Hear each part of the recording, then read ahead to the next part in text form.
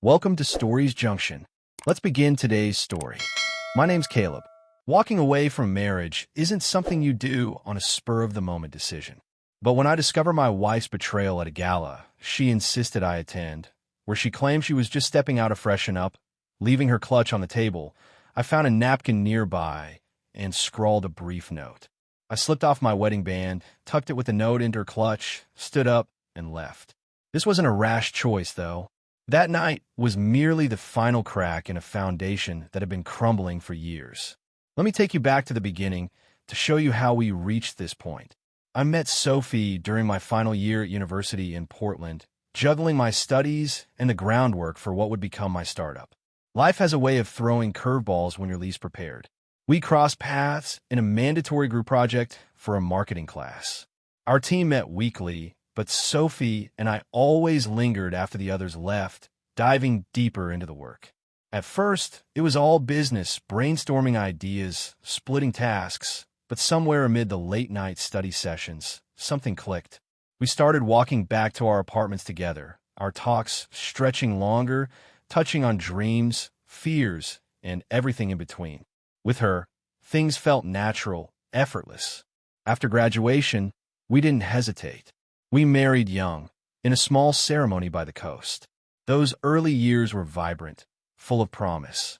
We weren't oblivious to life's challenges, but we believed we could face them as a team.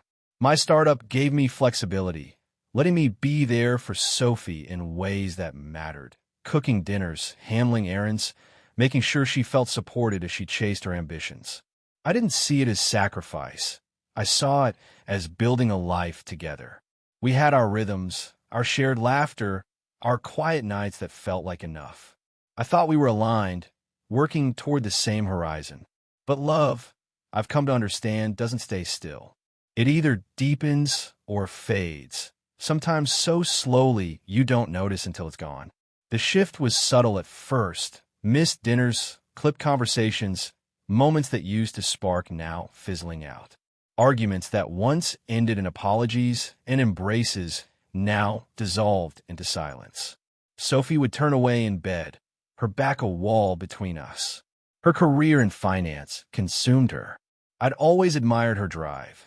She was brilliant, relentless, but that ambition began to eclipse everything else. Promotions became her lifeline, each one fueling the chase for the next. I didn't grudge her success, but I resented how it shrank our world. Our shared meals became solo takeout. Weekends we once spent hiking or binge-watching shows turned into her attending networking events or catching up on emails. Intimacy faded too.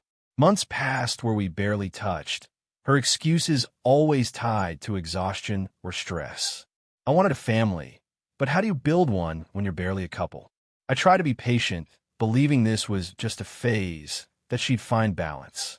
But when I raised concerns about our growing distance, Sophie grew defensive, accusing me of not supporting her dreams, of not understanding the pressure she faced. She'd promised to slow down after the next milestone, but it felt like a delay tactic, a way to keep me at arm's length. When I pressed harder, she'd lash out, flipping the blame, making me question myself. It was like trying to hold a conversation with someone already halfway out the door. Then came the doubts. A name, James, started appearing on her phone, lighting up at odd hours. Late-night texts, calls she'd taken in another room, claiming it was work-related. When I asked about him, her tone turned sharp. Why are you so suspicious? Don't you trust me? If I pushed, she'd counterattack, suggesting I was the one hiding something. I just wanted clarity, but every attempt to talk left me more lost, like I was shouting into a void. Eventually, I stopped asking. Not because I stopped caring, but because I knew the cycle. Questions, arguments, more distance. I was tired of fighting alone. By our 5th year, I was nearing my breaking point. On paper, we had it all. A comfortable home in Seattle, stable finances, thriving careers. But inside, our marriage was hollow. I thought about leaving, weighed the idea of divorce. My startup was doing well, and Sophie had climbed higher than either of us imagined. Yet, despite the success, we were emotionally drained. Still, I couldn't let go. Walking away felt like torching a life we'd built brick by brick. I clung to memories of our early days, convincing myself that if we'd had that spark once, we could find it again. Maybe she was just lost in her career, too consumed to see what we were losing. So, I made one last effort. One evening, I sat her down in our living room. What if we tried counseling? I asked. Maybe we need help finding our way back to each other. She laughed, a short, dismissive sound. Our marriage isn't broken enough for that, she said, then got up and walked away. That moment broke something in me. I'd offered the last piece of hope I had, and she'd brushed it off. That night, I stopped trying. I stopped chasing her, stopped planning ways to reconnect. The version of me that believed we could fix this faded away. In the weeks following that night, in the living room, I felt myself retreating further. I stopped asking Sophie about her day, stopped trying to bridge the gap. My energy for fixing things was gone, replaced by a quiet resignation. I still loved her, or at least the version of her I'd married, but I couldn't keep pouring myself into a marriage that felt like a one-way street. Instead, I started preparing for what might come next. Discreetly, I began researching divorce, reaching out to a lawyer to understand my options. I wasn't ready to pull the trigger, but knowing what a separation would entail gave me a strange sense of control, like mapping an escape route even if I wasn't sure I'd take it. Life at home became a kind of performance. We moved around each other politely, like roommates who'd agreed to coexist without conflict. I'd work late at my startup's office, partly to avoid the silence of our house. Sophie didn't seem to notice, or if she did, she didn't care. Her schedule was relentless. Meetings, trips, late-night calls. James's name kept surfacing, not just on her phone, but in passing comments about work. James said this at the meeting, or James thinks we should pitch this client. Each mention was casual, but it gnawed at me. I'd stopped asking about him, but the unease lingered, a low hum in the back of my mind. One Tuesday evening, Sophie came home earlier than usual, her heels clicking against the hardwood as she dropped her bag on the counter. I was at the kitchen island, scrolling through emails, when she spoke up. There's this gala on Saturday, she said, her tone almost too bright. It's a big deal for work, an executive's milestone celebration. I'd like you to come with me.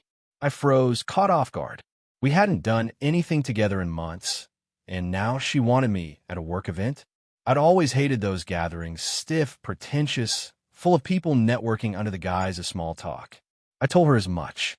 I don't do galas, Sophie. You know that. She crossed her arms, her expression tightening. You're always saying we don't spend time together. This is me trying. Just come. Her words hit a nerve. She wasn't wrong. I had been the one pushing for us to reconnect. Was this her attempt to meet me halfway? Or was it something else?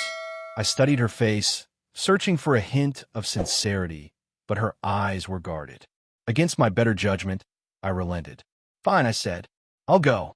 She gave a quick smile, then disappeared to change, leaving me wondering if I'd just agreed to something I'd regret.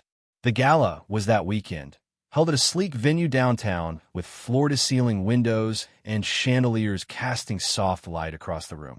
Sophie had called it a small event, but it was anything but maybe 50 people, all polished and professional, the kind who thrived in boardrooms.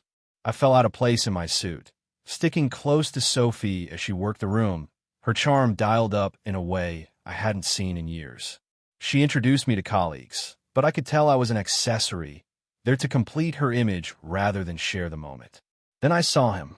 A man walked in, and someone called out, "James!" My stomach twisted.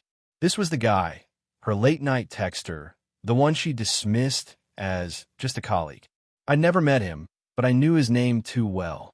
Sophie's posture shifted when she saw him, a fleeting tension in her shoulders before she smoothed it over with a practiced smile.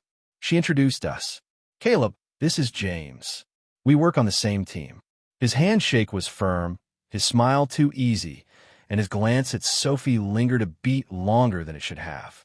I nodded, keeping my expression neutral, but my gut was screaming. James drifted into the crowd, but I caught him glancing back at us every so often. Sophie acted like she didn't notice, laughing at someone's joke, touching my arm as if everything was normal. But I knew her too well. Her poise was a mask, the kind she wore when she had something to hide. I stayed quiet, sipping my drink, trying to shake the feeling that I was being played. About an hour in, Sophie leaned in close. "I'm going to the restroom," she said, setting her clutch on the table between us. "Be right back." She walked off, her heels clicking softly as she disappeared down a hallway. I sat there, staring at her clutch, its clasp glinting under the lights. Then I noticed her phone, tucked inside but partially visible, its screen still glowing. My pulse quickened. She always locked her phone, but tonight, by some stroke of chance, it wasn't. I glanced around. No one was watching. My hands moved before my brain caught up, pulling the phone from her clutch. I opened her messages, scrolling straight to the thread with James. The most recent text, sent minutes ago, stopped me cold. "Meet me by the garden entrance." My heart thudded. She hadn't gone to the restroom. She'd gone to meet him. I scrolled further, and each message was a knife. Months of conversations, late-night meetups, words that no colleague should share. This wasn't a work friendship. This was an affair, deliberate and sustained, stretching back farther than I'd feared. As I sat there at the gala, Sophie's phone in my hand, the weight of her betrayal hit me like a tidal wave. The messages between her and James painted a picture I couldn't unsee. Late-night meetups, coded language, moments stolen when I thought she was buried in work. Some texts were mundane, others intimate, and the deeper I scrolled, the clearer it became. This wasn't a fling. It was a relationship, one she'd nurtured while I was at home, waiting for her to come back to me. My chest tightened, a mix of rage and grief, but I kept reading, unable to stop. Then I saw it, a thread from just a week ago. Their tone had shifted, sharp and fractured. They'd fought, something about him wanting more, her pulling back. "I can't keep doing this," she'd written. His reply was curt, "Then figure out what you want." It hit me that James wasn't even supposed to be here tonight. The tension in Sophie's face when he arrived made sense now. She hadn't expected him. This gala, her sudden insistence that I come, wasn't about us reconnecting. It was a cover, a way to parade me as her husband while she navigated whatever mess she'd made with him. I was her alibi, her shield. The realization burned. Every effort I'd made to hold us together, every dinner I cooked, every night I stayed patient, every time I swallowed my doubts, was for nothing. She checked out long ago, leaving me to cling to a marriage that didn't exist. I scrolled back further, my thumb moving faster, and found messages that confirmed the affair had been going on for nearly a year. There were even moments she'd lied to my face about. Nights she claimed she was at the office when she was with him. The betrayal wasn't just emotional. It was calculated, deliberate, a choice she made over and over. I couldn't breathe. The gala's chatter faded into a dull roar, the clinking glasses and forced laughter mocking me. I knew I couldn't confront her here, not with her colleagues milling around, not with James somewhere in the room, probably watching. But I needed to do something to anchor myself in this moment before I lost it completely. I pulled out my phone and started snapping photos of the messages, capturing every damning word. If this was heading where I thought it was, toward divorce, I need proof. Washington's a no-fault state, but infidelity could still sway things like asset division, and I wasn't about to walk away empty-handed. My hands shook as I set her phone down, tucking it back into her clutch.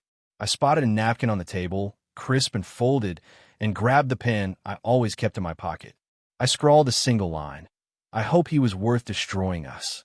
I slipped off my wedding band, the metal cold against my skin, and placed it on the napkin, folding it carefully before tucking it into her clutch beside her phone.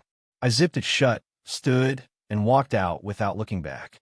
I didn't care if she was still in the garden with him or pretending to freshen up. I was done. The drive home was a blur. Seattle's lights streaked past, but my mind was stuck on those messages, replaying every lie she'd told. I didn't go home to confront her or wait for her excuses. I couldn't trust myself to face her without saying something I'd regret. Instead, I pulled into her driveway, grabbed a duffel bag, and packed the essentials: clothes, laptop, a few documents. I turned off my phone, cutting off any chance of her reaching me. I needed space, silence, a chance to think. I checked into a hotel across town, the kind of place no one would think to look for me, and sat on the edge of the bed, staring at the wall. That night, I didn't sleep. My mind churned, piecing together the last few years, seeing every red flag I'd ignored. The late nights, the defensiveness, the way she'd shut me out, it all made sense now. I kept coming back to the gala, to her leaving her phone unlocked. Was it carelessness, or did a part of her want me to find out? Did she want to be caught, to force an end to this charade? I didn't know, and honestly, it didn't matter. The truth was out, and there was no going back. By morning, I felt hollow but resolute. I turned on my phone briefly to call the lawyer I'd spoken to weeks earlier. "I'm ready," I told her. "Let's start the process." She asked if I had evidence, and I mentioned the screenshots. "Send them over," she said. "We'll make sure you're protected." I hung up, forwarded the photos, and powered the phone off again. I wasn't ready to deal with Sophie's calls or texts, assuming she'd even noticed the note and ring by now. It wasn't until Monday morning that I turned my phone back on. The screen lit up with a flood of notifications, texts, voicemails, missed calls. Most were from Sophie, a frantic cascade of messages that started late Saturday night, likely after she found a napkin and my ring in her clutch. I didn't read them yet, not ready to face her words. Instead, I called my lawyer to confirm she'd received the screenshots and to push the divorce process forward. "We've got a strong case," she said. "The evidence helps, especially for negotiating assets. I'll draft the papers." I thanked her and hung up, then dialed my sister in Tacoma. I needed someone to know the truth before Sophie's version of events spread. "She cheated," I told my sister, my voice flat. "I saw the messages. It's been going on for months." She didn't press for details, just listened, then offered her guest room. "Come stay with me," she said. "You don't need to be alone in a hotel." I packed my duffel and drove to her place, the Seattle skyline fading in my rearview. It felt like leaving more than just a city behind. Once I settled in, I finally opened Sophie's messages. They were a mix of panic and deflection. "Where are you? This isn't what you think. We need to talk." Not once did she mention the messages I'd seen, which told me she didn't know I had proof. Her texts painted the situation as a misunderstanding, her tone almost indignant, as if I'd overreacted. One message read, "You just left without saying anything. How could you do that?" I almost laughed at the irony. She'd been the one leaving me, bit by bit, for months. I didn't respond. Instead, I sent the divorce papers through my lawyer a few days later. That's when her tone shifted. The papers included a summary of the evidence, screenshots of her texts with James, timestamps stretching back nearly a year. She must have realized I knew everything, because her next messages were sharper, less pleading. "You're blowing this out of proportion," she wrote. "You never understood my work. You pushed me away." It was classic Sophie, flipping the blame, rewriting the story to make herself the victim. I didn't bite. I blocked her number and let my lawyer handle communication. The legal process moved faster than I expected. Washington's no-fault divorce laws meant the affair wouldn't directly impact the divorce itself, but carried weight in dividing our assets. Our house, a sleek modern place we'd bought together, was in both our names. Sophie earned more, but I'd built my startup's flexible schedule around her career, taking on the domestic load, so she could climb the corporate ladder. My lawyer argued that my support enabled her success, and the court agreed. The infidelity tipped the scales further. Judges don't like betrayal, even in no-fault states. Sophie was ordered to buy out my share of the house at a premium, reflecting her actions and my contributions. She fought it, of course. Her lawyer filed an appeal, claiming the settlement was unfair, that I'd exaggerated the affair's impact. But the screenshots were undeniable, and her appeal crumbled. When the ruling finalized, I walked away with a substantial sum. Not enough to erase the pain, but enough to start over. Sophie's final message before I blocked her was venomous. "You're the reason I looked elsewhere. You suffocated me." I didn't respond. Her words were just noise now, a last attempt to shift the guilt. Word got around, as it always does. Sophie started telling mutual friends I'd been controlling, that I'd abandoned her at the gala without cause. I heard whispers of her story through my sister, how Sophie painted herself as the wrong party, stuck with a husband who didn't support her ambitions. I wasn't surprised. People rewrite history when they can't face it. But I wasn't about to let her narrative take root. My lawyer sent a cease and desist letter, citing defamation and laying out the facts with just enough detail to shut her down. It worked. The story stopped, and I didn't hear from her again. With the divorce finalized, I stayed at my sister's place in Tacoma, trying to piece together what came next. The settlement gave me financial stability, but didn't fill the void left by a marriage I'd poured years into. Those first weeks were raw, anger, grief, and a strange relief all tangled together. I kept replaying the Gala, the messages, Sophie's deflections, wondering how I'd missed so much for so long. But dwelling on it only trapped me in the past, so I started focusing on what I could control, rebuilding. I threw myself into my startup, channeling the energy I'd once spent on saving my marriage into growing the business. It wasn't just a distraction, it was a lifeline. My team noticed a shift. I was sharper, more decisive. We landed a major client that spring, and for the first time in months, I felt a spark of pride that wasn't tied to Sophie or our life together. I leased a small apartment in Tacoma, a fresh space with no ghosts of our shared history. Slowly, I started carving out routines. Morning runs along the waterfront, coffee at a local shop, quiet evenings reading or sketching ideas for work. The pain didn't vanish, but it changed. It wasn't the sharp stab of betrayal anymore. It was a dull ache, like a bruise that only hurts when you press it. I thought about Sophie less, but when I did, it wasn't with rage. I felt a kind of detached clarity. She'd made her choices, and I'd made mine. I stopped wondering what I could have done differently. There's no rewriting someone else's decisions. Instead, I leaned into the lessons. I learned to trust my instincts, the ones I'd ignored when they screamed something was wrong. I learned that love, no matter how deep, can't survive on one person's effort. And I learned that walking away isn't failure, it's survival. I started reconnecting with friends I drifted from during the marriage, people Sophie had never really clicked with. They didn't pry, just welcomed me back with beers and bad jokes, reminding me who I was outside of being her husband. My sister was my anchor, though. She'd check in without hovering, dragging me to trivia nights or forcing me to help her repaint her garage when I got too quiet. Little by little, I felt like Caleb again, not just the guy whose marriage fell apart. One evening, about 6 months after the divorce, I was at a bookstore in Tacoma, flipping through a novel, when a woman next to me made a quip about the cover. We got to talking, nothing heavy, just books, then coffee, then life. Her name was Mia, and she had a sharp wit and a laugh that didn't feel forced. We exchanged numbers, but I didn't call right away. I wasn't ready to jump into anything new, and honestly, I didn't trust myself to know what I wanted yet. But that moment stuck with me. It was the first time I'd felt a flicker of possibility, a reminder that life didn't end with Sophie. Looking back, I don't hate her. I don't even miss her, not the way I thought I would. What I feel now is peace, hard-won and imperfect. The scars are there, but they're proof I made it through. I'm not saying I'm healed. There's no neat bow on this kind of story. But I'm moving forward, one step at a time, holding on to what I've learned. That my worth isn't tied to someone else's choices. That peace is worth more than holding on to a broken thing. And that sometimes the bravest act is letting go.